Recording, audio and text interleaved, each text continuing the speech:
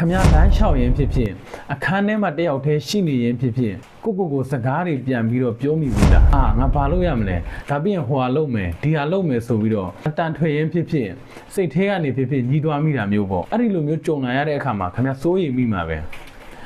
ငါတယောက်တည်းစကားတွေပြောနေတာငါယူနေပြီလားဆိုပြီးတော့ပေါ့ကျွန်တော်ဒီနေ့ခမရတို့ကိုတရင်ကောင်းတစ်ခုပေးချင်ပါတယ်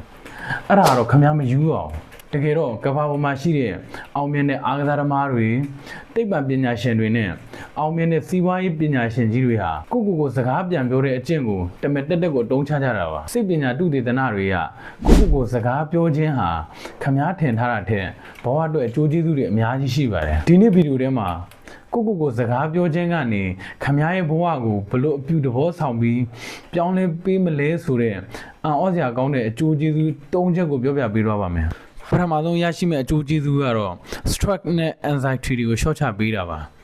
ခမရဲ့ဘဝမှာအခက်အခဲတစ်ခုခုကြုံလာရလို့စိတ်ပင်ပန်းလာရတဲ့အခါအဲ့ဒီအကြောင်းအရာတွေကိုရင်ထဲမှာပဲမျိုးတိတ်ထားတဲ့အခါစိတ်ဒဏ်ရာတွေကပိုကြီးလာတတ်ပါတယ်အဲ့ဒီအခါမှာခမဟာအခန်းထဲမှာတက်ရောက်တဲ့ okay ငါဘာဖြစ်နေတာလဲငါဘာလို့စိတ်ညစ်နေတာလဲငါဒါကိုဘလို့ဖြေရှင်းကောင်းမလဲဆိုပြီးအတန်ထွက်ပြီးဖြစ်ကိုအေးအေးဆေးဆေးပြန်ပြောကြည့်ပါစိတ်ပညာအရာကိုစကားပြောခြင်းကစိတ်ထဲကဝန်တော့ဝန်မိုးတွေကိုတငယ်ချင်းတယောက်ကိုရင်ဖွင့်လိုက်ရတယ်လို့မျိုး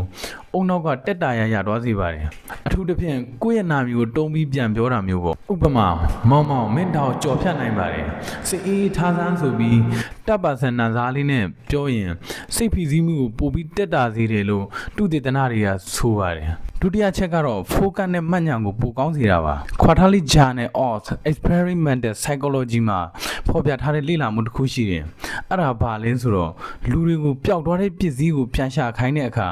ပါဇက်ကနေအဲ့ဒီပစ္စည်းနာမည်ကိုခေါ်ပြီးရှာတဲ့လူတွေဥပမာတော့ဘယ်မှာလဲဆိုပြီးပါဇက်ကနေရွတ်ပြီးရှာတဲ့လူတွေကဘာမှမပြောဘဲငြိမ်ပြီးရှာတဲ့လူတွေထက်ပစ္စည်းကိုပိုပြီးများဆန်ရှာတွေ့တယ်လို့ဆိုပါတယ်။ဘာလို့လဲဆိုတော့ခမရအတန်ထွက်ပြီးစကားပြောတဲ့အခါခမရရဲ့အမြင်အာရုံနဲ့မကပဲအကြားအာရုံမှာအလုံးလုံးသွားတဲ့အခါခမရရဲ့အုံနောက်အာရုံစူးစိုက်မှုဟာပိုကောင်းလာလို့ပါ။အလုံးလုံးတဲ့ခါဖြစ်ဒါမှမဟုတ်စာချက်တဲ့ခါဖြစ်အတန်ထွက်ပြီးကိုရှင်းပြတာမျိုးလုပ်ရင်ခမရရဲ့မှတ်ညာပိုကောင်းလာပါလိမ့်မယ်။တတိယချက်ကတော့ကိုယုံကြည်မှုတိဆောက်တာပါ။ကျွန်တော်တို့အားလုံးရဲ့စိတ်ထဲမှာငါတော့မလုံနိုင်ပါဘူးငါကတော့ညံ့ပါတယ်ဆိုတဲ့အပြစ်သဘောဆောင်တဲ့အတွေး negative self talk တွေရှိနေတတ်ပါတယ်အဲ့ဒီအတွေးတွေကိုဒီတိုင်းလွတ်ထားလိုက်ရင်ခမ ्या တကယ်ပဲစိတ်ဓာတ်ကျသွားပါလိမ့်မယ်ခမ ्या ကကိုမှန်နဲ့ပြန်ကြည့်ပြီး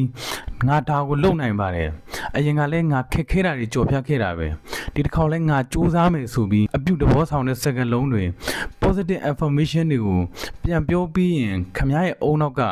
အဲ့ဒီစကားလုံးတွေကို computer programming တွန်းလိုက်တယ်လို့မျိုးမှတ်သားသွားပြီးစိန်ခေါ်မှုတွေကိုရင်ဆိုင်ရတဲ့တတ်တိနဲ့ယုံကြည်ချက်တွေချက်တိုးမြင့်လာစေပါတယ်အနည်းချိုးရရင်တော့ကိုစကားပြောခြင်းဟာယူတွခြင်းမဟုတ်ပါဘူးအဲ့ဒါဟာခမ ्या ရဲ့အုံနောက်ကိုစမတ်ကြအတုံးချပြီးဘဝကိုအကောင်းဆုံးထိန်းချောင်းနေတာပဲဖြစ်ပါတယ်ဒါကြောင့်နောက်တစ်ခါခမ ्या တယောက်တည်းစကားတွေပြောမိနေရင်မစိုးရိမ်ပါနဲ့ဒါပေမဲ့ကိုအပြစ်တင်တဲ့စကားလုံးတွေအစားကိုခွန်အားဖြစ်စေမဲ့စကားလုံးတွေကိုမြင့်တင်ပေးမဲ့စကားလုံးတွေဒါမှမဟုတ်ကိုလမ်းပြပေးမဲ့စကားလုံးတွေကိုပဲပြောပေးဖို့လိုအပ်ပါတယ်ခမ ्या အတွက်အကောင်းဆုံးမိတ်ဆွေစစ်ဟာခမ ्या ကိုယ်တိုင်ပါပဲဒီနေ့ဗီဒီယိုလေးကခမ ्या အတွက်အကျိုးရှိစေမယ်လို့မျှော်လင့်ပါတယ်ခမ ्या ကရောတယောက်တည်းရှိနေတဲ့အချိန်မှာကိုစကားတွေပြောနေမိလားဘလို့အခြေအနေမျိုးမှာကိုစကားပြောမိလဲဆိုတာကိုကိုမန့်မှာဝေမျှတွားပေးခဲ့ပါအောင်အားလုံးကိုကျေးဇူးတင်ပါတယ်